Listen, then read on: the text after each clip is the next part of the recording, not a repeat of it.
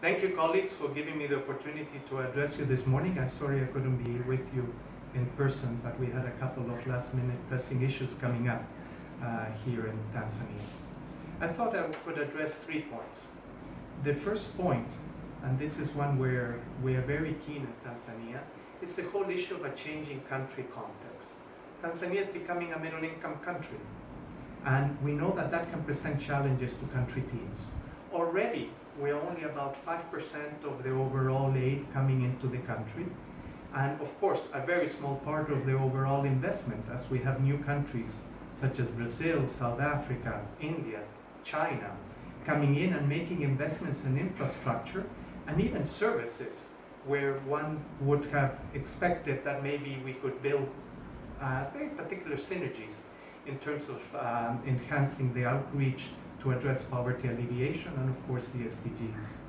So we're very keen to learn from Uganda and from other countries in the region how you've gone about building partnerships with some of these non-traditional partners that now in a sense should become traditional because it's going to be the way of working in the future.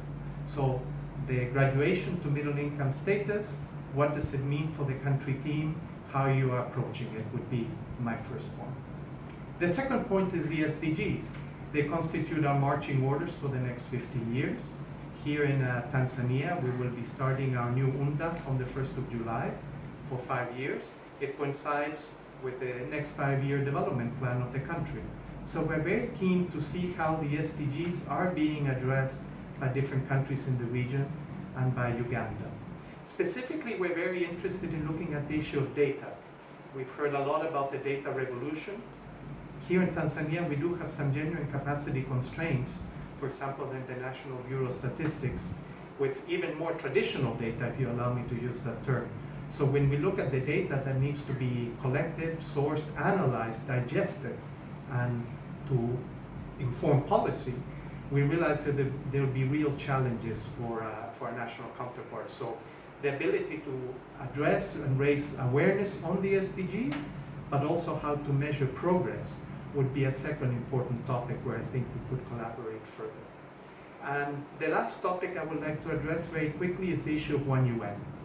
Tanzania has been a One UN country for many years. It was one of the original pilots, and it's made great strides in terms of the one leader, the one budget, the one program, the common business processes, communicating as one, and we are very keen to expand that experience.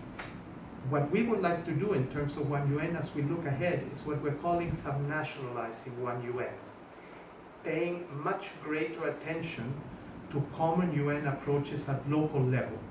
And we hope, building our capacity to promote area-based programming, which is not so new to the UN or to the aid community, but in our particular case, we're very keen to do it in areas where we can actually promote the nexus between humanitarian and development work. We have many refugees that have come in from Burundi for many, many years, also from Eastern DRC, and even Rwanda, of course, after the genocide. So there's a keen interest in trying to understand how one can optimize humanitarian investments to also support host populations.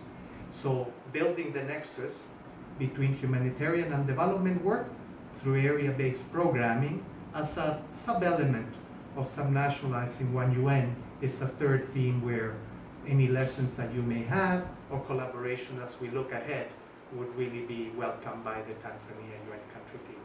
But again, thank you very much for giving me the opportunity to address you, and best of luck with your UNCT retreat.